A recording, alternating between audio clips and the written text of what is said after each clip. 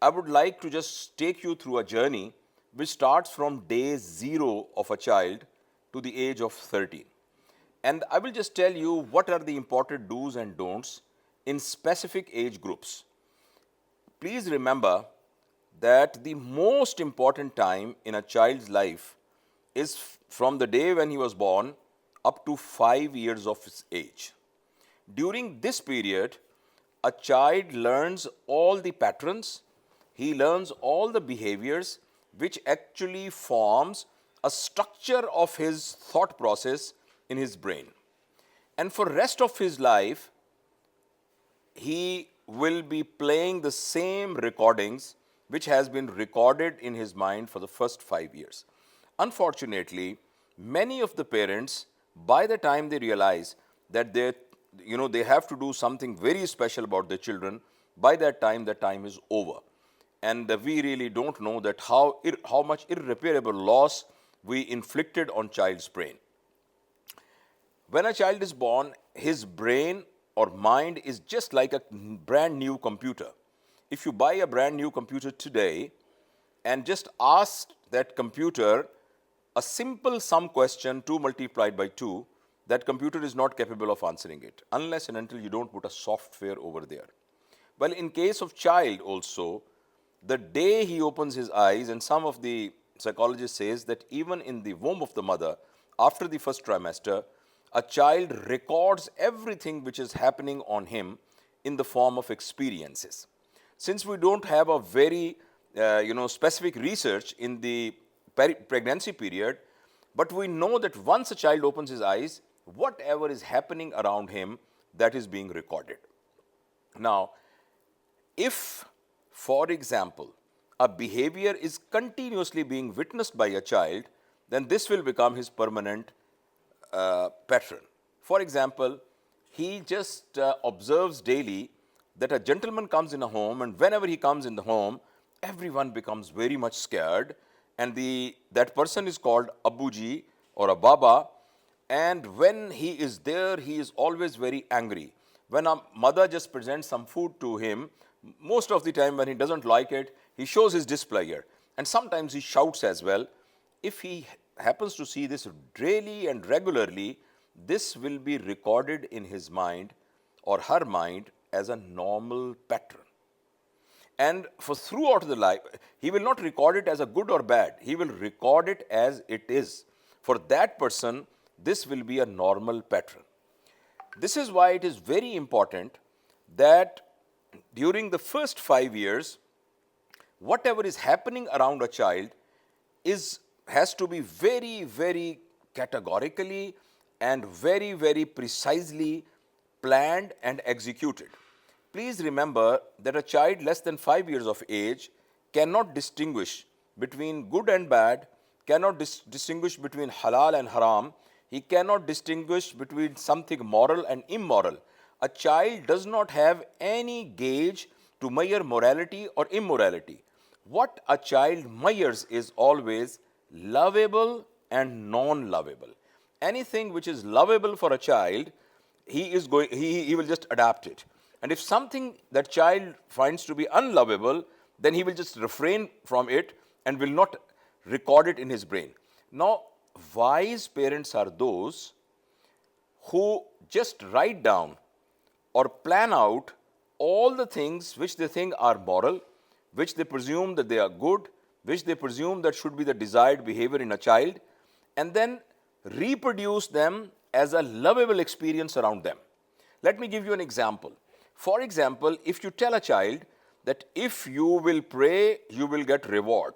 If you will not pray 5 times a day, you will get punishment, right? Mama does not like that you should not pray. Baba will be very happy if you pray 5 times.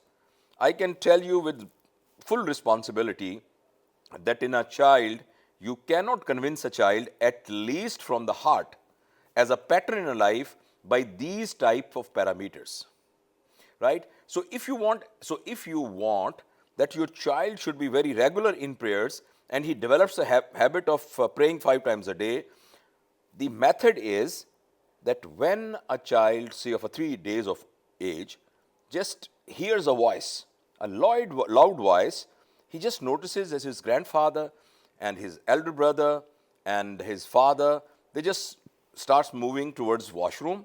When they come back, their hands are wet and they try to find their caps and they leave the home. And mama, elder sister, grandma, they also, if they are sitting in a casual way, when their head is not covered, after listening that sound, they just start covering their head. And then if TV is on, they turn it off and they also go to the washrooms. And when they come back, their face and their hands are and their arms are wet, and then they spread a piece of cloth and they just hold their hands over here, and then they don't look on one side or another side. And he observes it 5 times a day in his house, or at least at the time when he's awake. Please trust me that when he will be able to stand on his own, one day when you are praying, you will just look at the side and you will find your little toddler praying. Maybe your little young daughter who is wearing just a small knicker and her legs are not covered, but still she will find a cloth and turn over her head, and then she will be looking at you while she's praying, although you have never asked her or him to pray. Similarly, this is just one example. Whatever you create around the environment of that child, that if in a lovable way, then this will become the patron of the child. And this will become a part of his second nature or her second nature, and throughout life, he will be following that. I can give you another example. Many of the parents, they always complain that their children, they are not very regular in studies. We have to force them to read the books, and when there is exam, they have to work more hard, but they don't enjoy reading the books. Now, one way of making them habitual of reading books is all the time asking him to read the book, giving them advices, giving them these side effects and the aftercoming consequences of not reading the books. This is one way. But again, I can tell you with a lot of responsibility that this will not be productive. Rather, there is a chance that this may be counterproductive, because it will create a kind of irritation. It will create a kind of enmity about that behavior if someone is continuously forcing this thing to a child. Because as I've told you already, a child does not have a morality quotient in it when he is less than 5 years of age.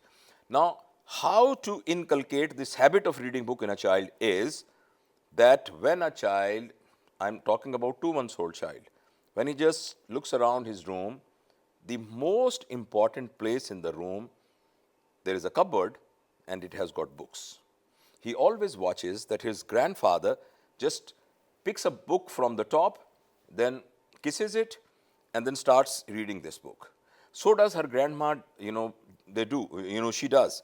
And his father also is very fond of reading books. And alongside his bed, he has got pile of books, and whenever he's there, he's reading it.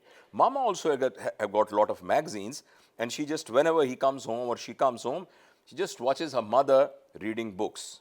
Now, for this child, there is absolutely you don't need any advice to read the books.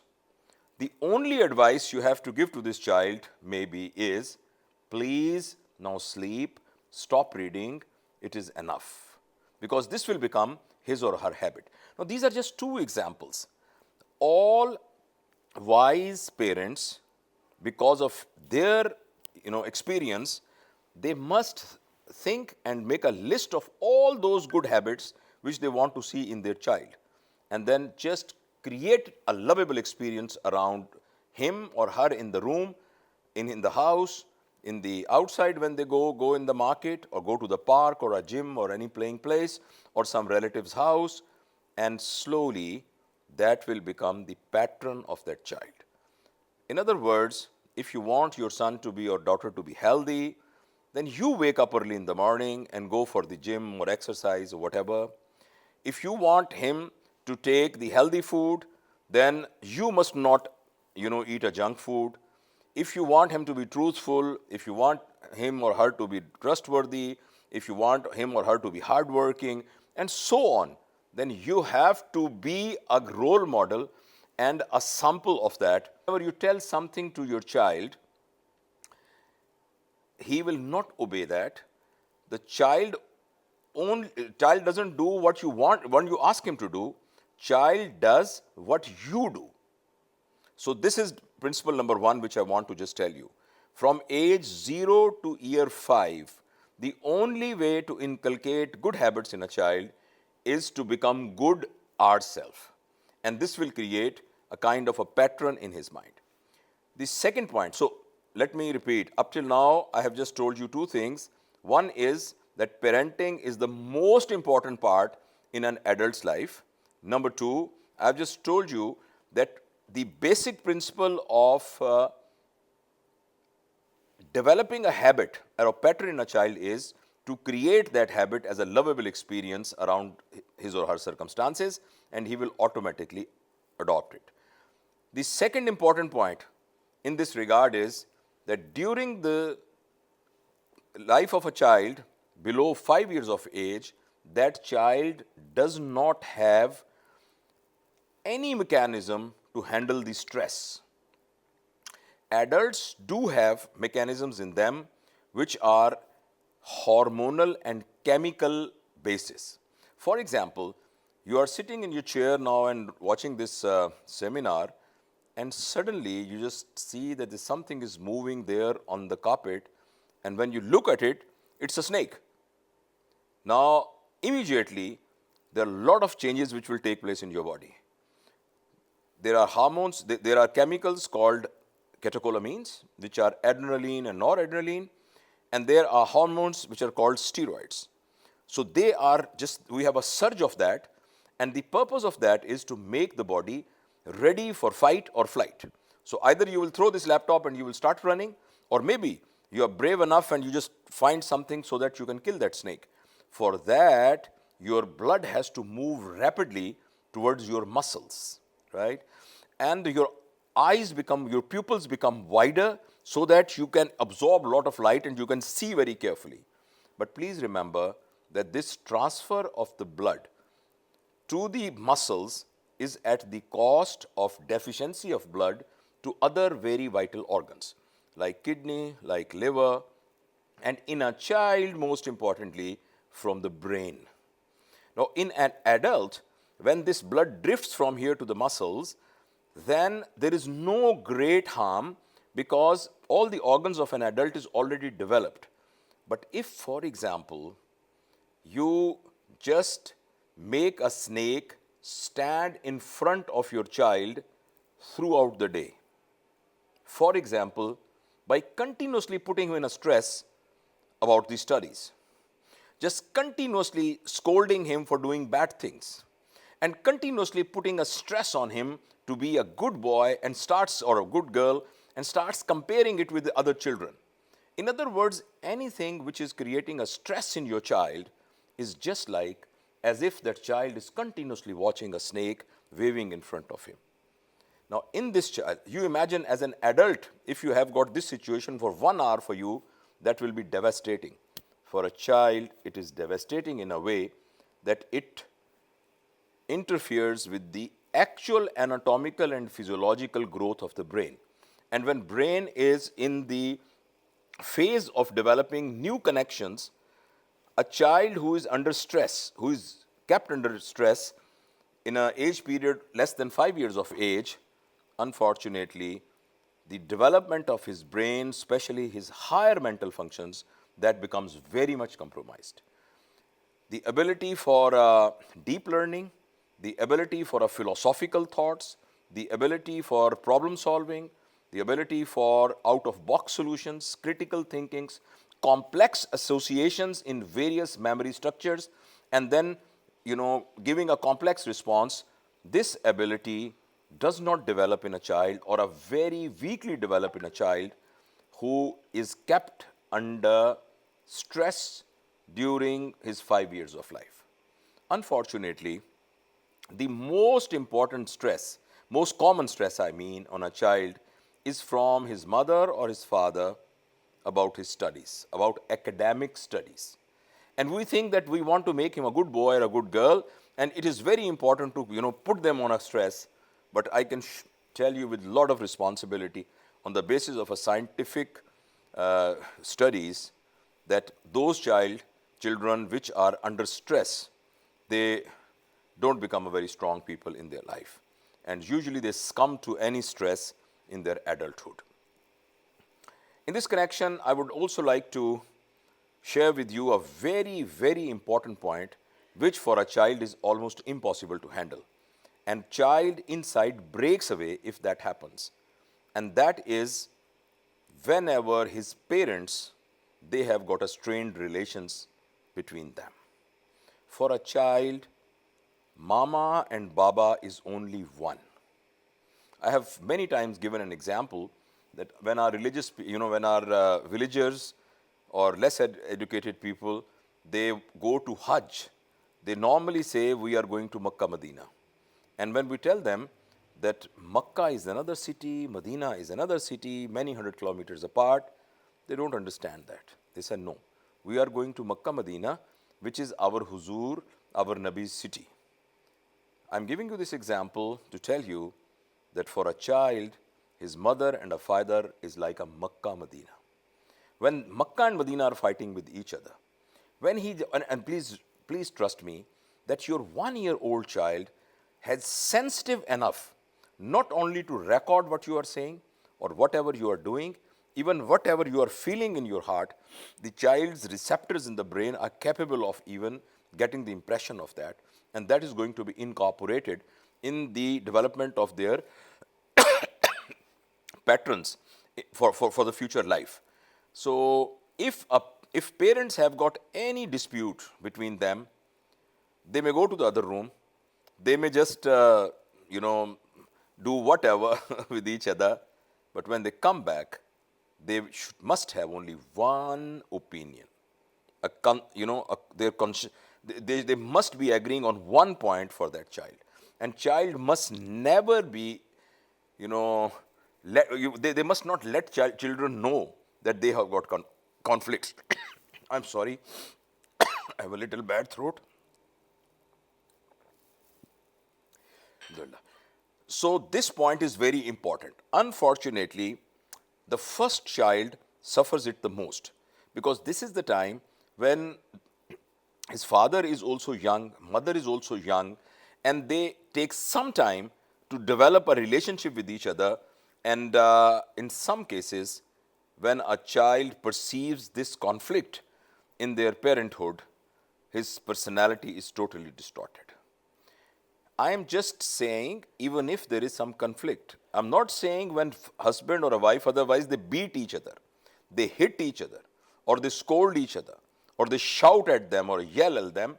These are all so devastating for the development of the child that even a slap on mother's face or a vice versa by the spouse in front of a 1-year-old child may just make his life or her life miserable throughout the life. And no one understands it, that even one small episode can change the whole course of his thought process. So it is very important that child must not pass through this parental conflicts at the age less than 5 years of age. The other thing, which is the do's of first 5 years, is that keep your children as close to the nature as possible. If they can walk for a distance, don't take them on a motor car. If they can water their plants themselves, let them do it themselves. If they can tie their shoelaces, don't do it and ma sadke, and then because why my child will do it, and start doing it yourself. Anything which a child can do himself, we must not give him any assistance in that. We must not over pamper that child, and we must let the child do what he can do appropriate to the age. When a child can hold a spoon, let him eat or let her eat himself. When a child can go to the washroom himself, let him go. When he is capable of washing his washroom, let him wash his washroom. When he can just wash his clothes, let him wash his clothes. When he can just boil an egg, let him do it. So this is one thing. Let me repeat it, because I'm going a little fast. Let me repeat it. Number one, child does what he actually observes around him. So lovable experiences around him develops a lovable pattern in his mind. Number two, I said that a child cannot handle a stress, and I told you in detail what does that mean. Number three, now you must be asking a question. A child is very naughty. When guests came, he took a glass of water and just poured over the head of your brother who was visiting you. And he is continuously hitting the, to the wall, or just he's breaking, glasses and other plastic things, in your room. And you said that we had that lecture and there should be no stress on a child. I'm not saying that. I'm saying that if a child does something which is not acceptable, then just handle it the way you handle it in adults. For example, you are sitting in office and someone does something nasty, you don't start slapping, hitting him. You just ask him that when you are free, please sit, I want to just talk to you. Why did you say that? Why did you do that?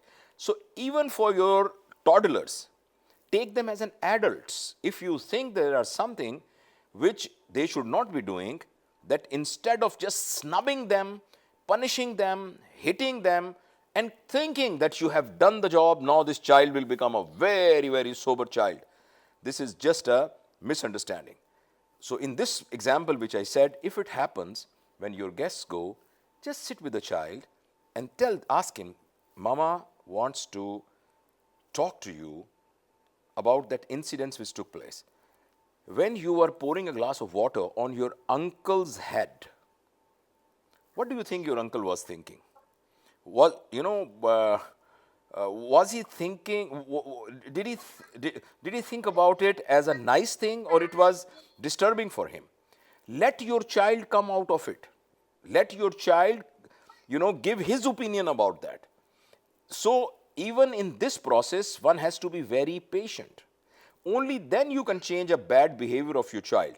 If you want to have a quick fix by suddenly thumping on him your authority and then using your physical power for the authority, please remember, this will further consolidate this habit in that child. However, a carefully conducted talk with a child in a way that you convey that you are not very happy about it, but you love him.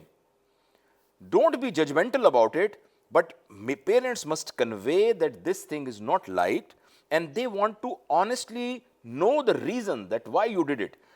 You must be wondering, is it feasible for a 2-year-old child? Answer is yes. You try it. Even a 2-year child should be handled like adults. Although I know that sometimes these type of sessions has to be repeated many times. But see, the purpose of a punishment, the purpose of punishment. Let me phrase it again. When we scold a person, when we beat a person, when you give him a punishment about that person, that means we did not try to change his behavior first. Changing in the behavior is actually the guiding principle of parenting. So although even if you don't agree with me right now, I would like you to just try it once. If your child, and I'm talking about less than 5 years of age child, treat even a younger age child as an adult and start communicating with that child, and you will see miracles will happen. Your child after few days will say, yes, I think I was wrong, and thank you very much, and I will try myself to mend. So this was number 2. Third, I said that keep your child as close to the nature as possible. And the last thing in this age type, although there are a lot of other minor things as well, and I'll give you some time for question and answer, and if you have any query, we can just address that. But another thing, very important thing, please listen it carefully. I used to say in my parenting workshops that you decrease the screening time of your child. But now I say with full conviction that before the age of 5, you must not give screen to your child. Not at all. And there are many reasons for that. Number 1, when our brain is developing, it is learning different patterns. These are the experiences around us which create that input. on the basis of which our pattern in the brain develops. If, for example, you take your child for a morning walk, then your child watches you that you are walking briskly. He just watches another elderly lady of the locality. She has got a tasbih in her hand and she is walking slowly there. Then suddenly his friend of his elder brother is just jogging and passes close to him. And he says that, birds are flying over there and a cool wind is blowing. And when you come back, he comes with wealth of experiences, and these type of real life experiences will be included in the development of pattern in his mind. But when a child in a very young age is given an artificial environment in the form of specially cartoons and a screen with free access to Facebook and other social media, then the data which is coming on that is going to develop the pattern of the child. Now, as you know, if you right now open your Facebook page, each one of you, there are 99 people they are watching, including me, we are 100. If we open our Facebook front page, each one of us will get a different post, right? If you turn on a TV, on a BBC, all of us all over the world will be seeing only one type of screen.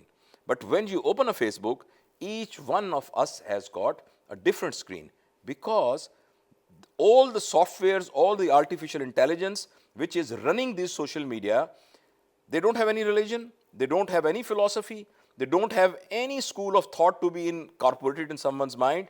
They have got only one capability, and that is to capture the human weakness, to capture the weakness in human psychology.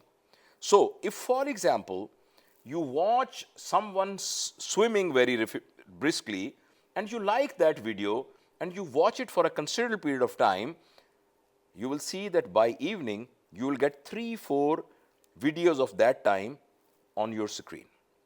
Now you just imagine, your child watches something which he should not watch. For example, some kind of violence, some kind of obscene type of movies or posts.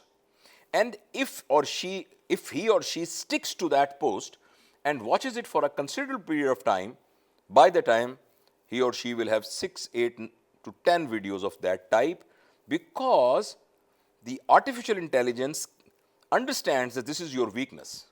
Now, whatever is happening over there on the screen is not important.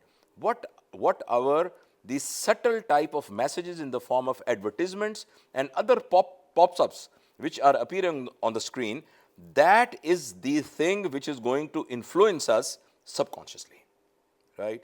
And a child which has lived his life and many hours of his day with this artificial pattern of inputs, we can never say that what type of pattern he will develop, because it is unguarded, it is uncensored, and it is abrupt. Number one. The second problem is that when someone is very down and another friend of him gives him, for example, marijuana, or gives him ice, or give him hashish, and he takes one puff of it and he feels little numb and he feels little high, a hormone is produced in our body to do that, which is called dopamine. Please remember, if your child is watching a video game where he is killing, soldiers, and soldiers are attacking him, and then he just, smashes on a tank, and then he receives a bullet as well. He just is doing this type of video games for half an hour. Please trust me, same dopamine is produced in the body. And this dopamine has got a very important quality, that this dopamine attaches to receptors. These receptors in brain have got an ability to inflate. So, for example, if a amount of dopamine is required to make someone happy, after some time that amount will not be enough. And we need to have 2A amount of that, activity in order to produce that much dopamine which can cover those receptors. And this is the definition of addiction. And this will multiply.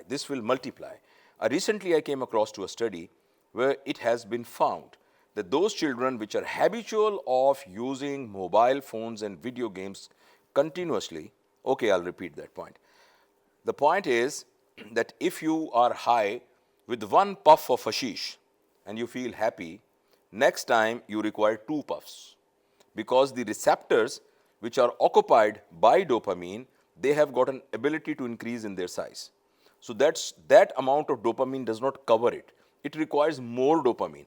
More dopamines, you need more of those doses of those addictions. May it be hashish, alcohol, nicotine, marijuana, hash, or screen. So because of that, because of that, I came across a study in which I was surprised to know that children who were, now a generation has actually passed through it, they have started exhibiting those diseases which are not diseases of children. For example, boredom. Boredom is a problem of adults, because boredom happens when you have nothing to do. When you have nothing new to do, you become bored. Children's cannot, they can't have boredom, because for them, even watching this keyring is a kind of a, new experience. Just holding this glass of water is another thing. This spectacle is another toy for them. Children have got each and every moment as a new experience. This is why they don't get bored. And probably this is why when children are awake, they're always moving. They are always on a go. They are always searching something. They were always trying to do something and handle something new. So this is why boredom is not a problem of children, but it has been recorded by child psychiatrists that children have started becoming bored. And please remember, boredom is the first step of going towards anxiety neurosis, depressive disorders, quitting tendencies, and then suicidal thoughts. And perhaps you know that the youngest person fairly recently has committed suicide. His age is 12. It's very difficult for a 12 years old child, no matter whatever is the circumstances, to kill himself. And this is a very, very horrible situation. I am just telling you with full responsibility that for till the age of 5 to 7, if you don't show screen to your child at all, you will not be wrong. Now, you must be asking a question, if it is so harmful, that why everyone has got a mobile in his hand? How many of you have got, okay, let me give a little rest to my vocal cords and ask a question from you. How many of you have got knives in their kitchen? Churi, knife. Okay, you have. Yes, Salma has. Yeah, all of us. Fine, thank you very much. So why you have that? Because it is very important. Because you cut the apples with it, you make salad with it, sometimes you cut, beef into small pieces in it. You all have, a knife. And that knife is very, very important. Since it is very important, do you keep a knife with you when you go to washrooms? No. Do you have a knife in your hand when you are praying? No. Do you have a knife in your hand when you are eating food? Or when you are watching a TV? No. You hold a knife only when it is needed. So please remember, no one is saying that this mobile phone should be totally discarded from the life. It is a fantastic, gadgetry. But just like a knife, when you need it, only then you hold the knife. When you need a mobile, the needs are only 2. These 2 needs, actually I heard it from the manufacturer of Apple, CEO of Apple company. I heard his interview and he said, we made this mobile so that it fulfills 2 of your needs. Number 1, for communication. Number 2, for information. Look, we are talking to each other. We have at least many thousands of far apart from each other. But because of this screen, it's a wonderful gadgetry. You have your brother living in United States of America, just dial a number and you can have an audio video call. Fantastic. And information. I'm a doctor. I just watch a patient and I suddenly realize this is a lactating mother. I immediately type it on that, this drug in lactating mother.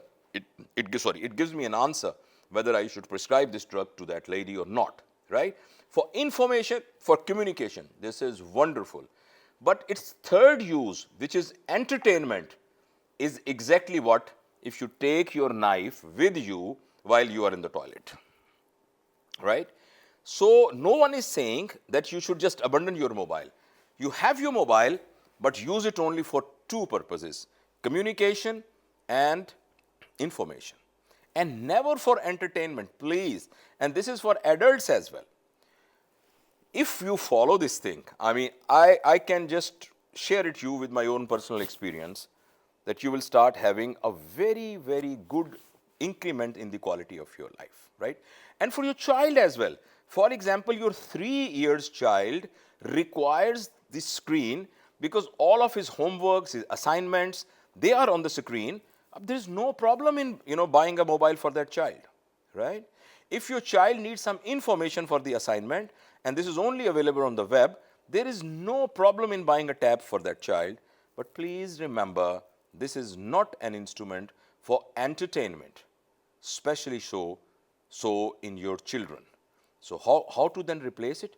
The problem is, one of the complaint of the parents, which are working parent, is that if we don't give them the mobile, we don't have a time. We have to create alternate natural activities for the child. Running after the butterflies, going to the beach, going to the park, taking them with you for grocery, taking them to graveyards when you go for Fatiha for your elders there. When you want to go and see some of your relatives admitted in a hospital, take that child with you. When you go to an office for work, take your child with you, right? Create the natural gardening, watering the plants, cleaning the plates in the kitchen with mama, hoovering the carpets, and things like that. We teach the child that this is a toy. Otherwise, he does not know that this thing in which you put the cells and it does boom, boom, boom, boom is a toy. We tell them, for a child, even a flower is a toy. Leaves are also toys, right?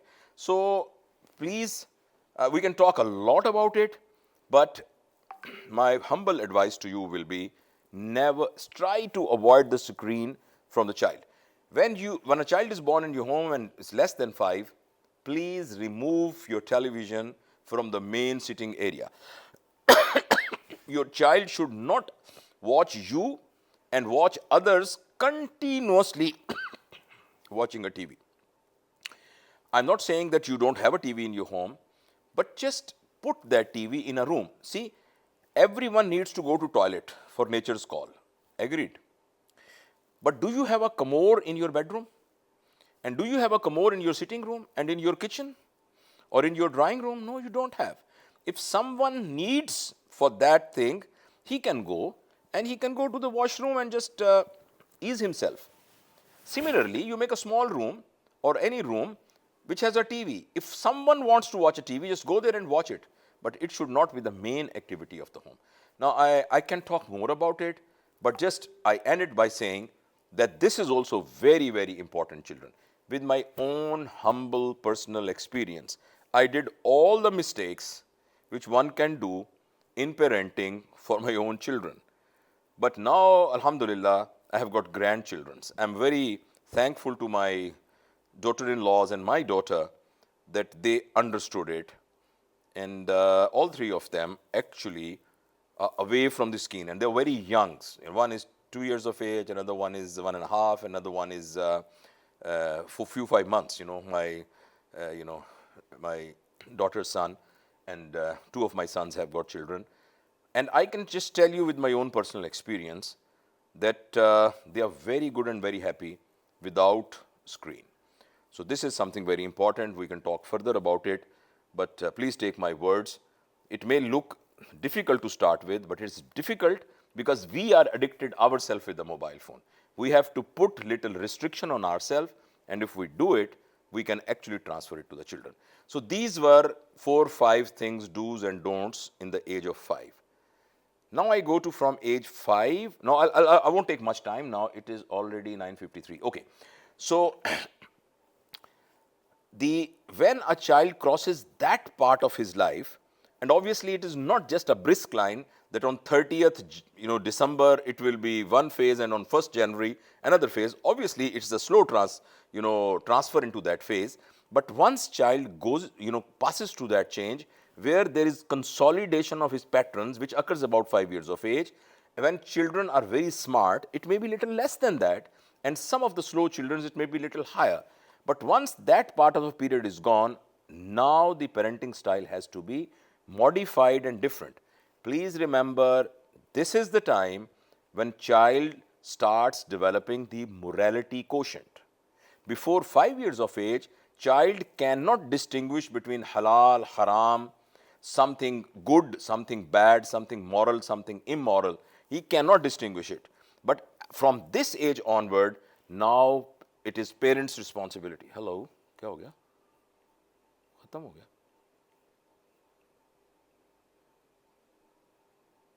Recording in progress. Dr. Yeah. Javed would be right back with us. Yeah, inshallah. okay. I'm back. Can you hear me?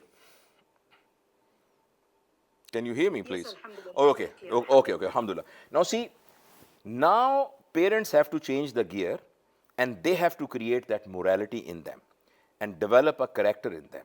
The definition of a character is that when someone walking on a road, and then he just looks, he just watches that the road splits into two.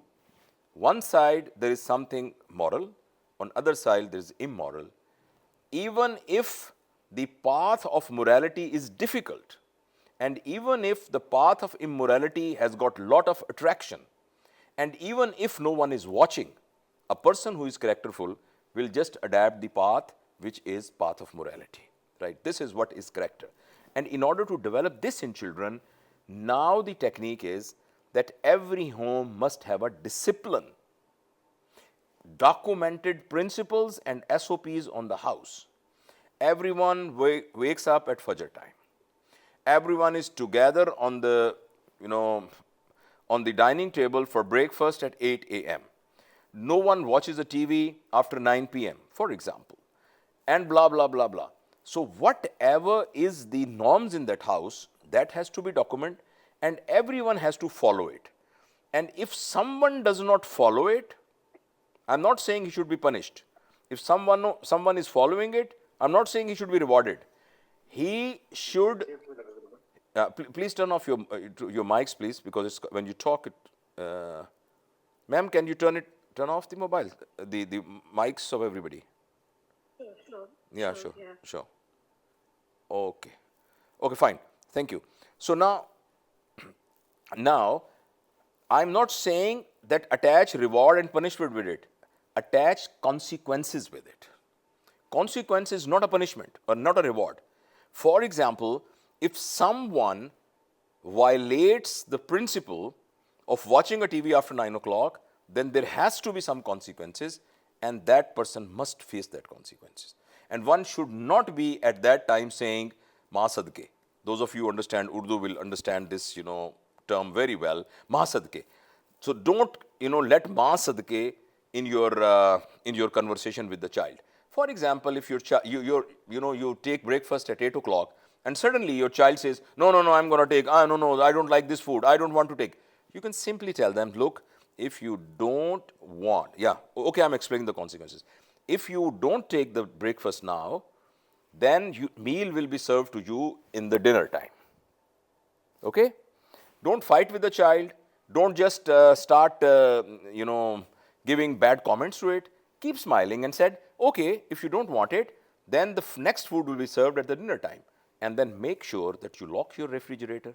You make sure that food is present on the top of the cupboard, which child cannot access.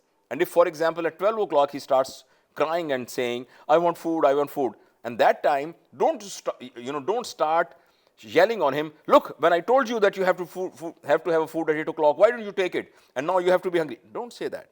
Keep smiling and said, no, food will be served at the dinner time. This is what I mean by making him face the consequences. Now, these small type of things, when we incorporate, then a child develops a morality quotient. Another very important thing is that whenever a child demands something, please listen carefully, it's very important. When a child or any adult even demands something, no, it is not a punishment, it's a consequences. For example, I jump from the fourth floor of the house and I break my legs. It is the consequences of disobeying Allah, because law of gravity, following the law of gravity is obeying the Allah subhanahu wa ta'ala. So instead of punishment and reward, use the term consequences. Because when you do punishment and reward, you become judgmental. You say this is bad, this is good, this is, and we should never be judgmental about our child. It is going to affect very badly on his psychic development. So these are consequences. And if Baba is violating it, Baba has to face the consequences. This is one thing. We can further elaborate it, but I hope that I have just conveyed this point, that there has to be a discipline in house, and according to the normal ethics and moralities and the values in the house, and then everyone has to follow it.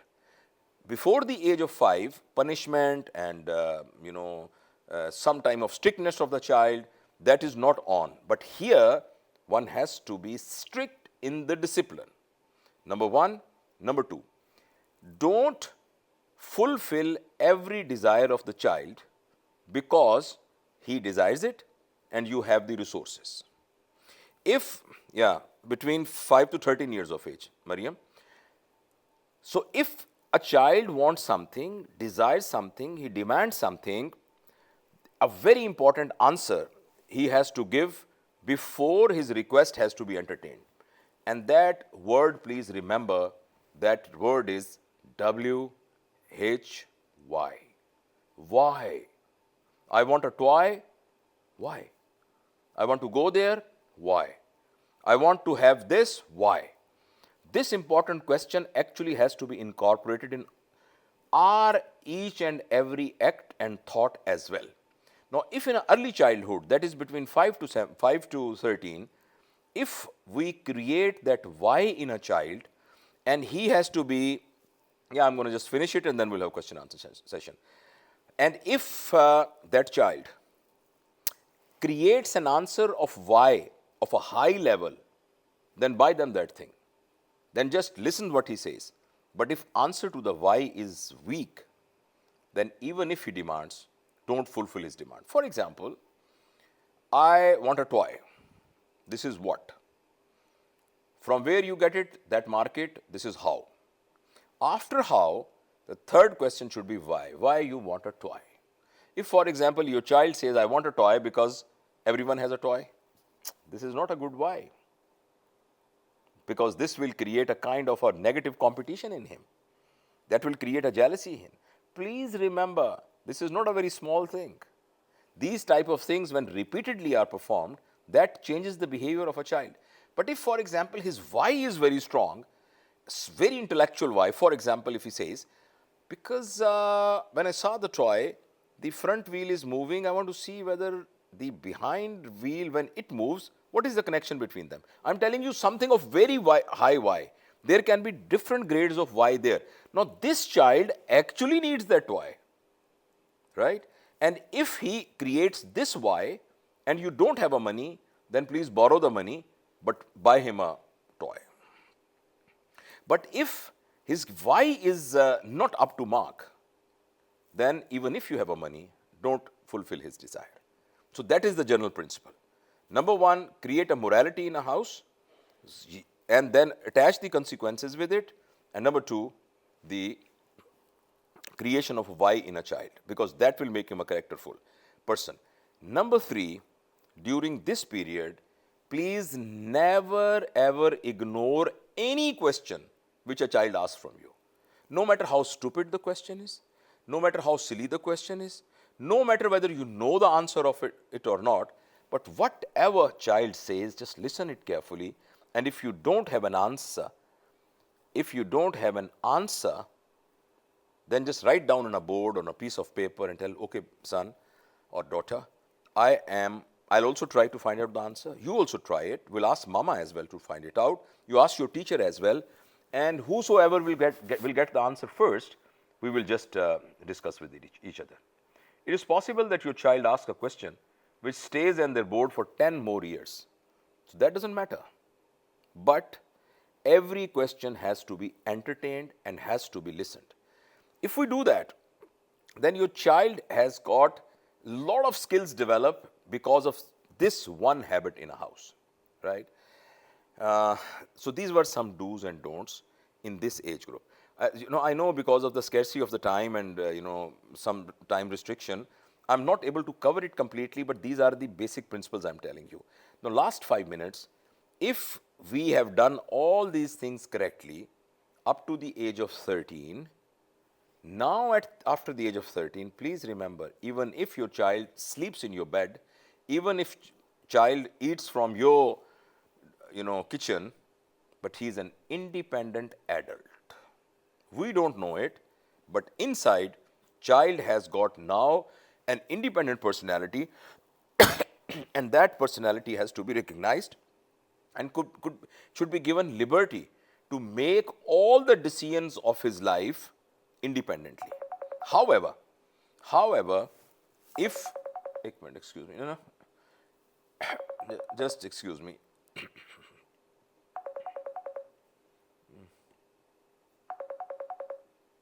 Sorry, bear it, it is. Now, if Fatima का phone है, उन्हें कहो कि फातिमा से बात कर लें. Hello, चलो ठीक है, okay, no problem. Sorry. So let me repeat what I'm saying. Are you listening me, please, everyone? Yes, sir. Yeah, okay. So what was the last point we were discussing? Old age never comes with kindness. Huh? Yeah, I was saying that if we have done all those things according to the book which I have told you, by the age of 13, that independent child will develop a relationship with you like a mentor. Although he or she will make his decisions himself or herself, but will consult you and will give importance to your advice. But please remember that his or her life is independent after 13 years of age. Now, if God forbid, we have not done these type of things up to the age of 13, we have created a kind of a stress for a child, we were abusive with the child, we were very strict with the child, we were not careful about the screen, we were not careful of letting him stand on his own feet, and we did some time of mistake in parenting. But let me tell you then that after 13, he has developed, that relation has developed a gap and vacuum between your child and yourself. This vacuum has to be filled, and by the age of 13, if parents were not up to that mark, in a boy's life, another Abba Jan has entered. In a girl's life also, another Abba Jan and Ammi Jan has entered. Usually in the case of boys, that Abba Jan is one of a rascal, one of a senior student with a bad habits. Usually he takes the responsibility of coaching and guiding your son. And unfortunately, if it is a girl, the studies shows that if that girl is 9 to 10 years of age and she has got a mobile, and if there is a gap between herself and his parents because of all those wrongdoings, then studies shows that in 90% of time, an elderly gentleman has already come in life of your daughter. And you can imagine that, I don't go detail of that, but you can imagine that how devastating it will be. So this is the whole story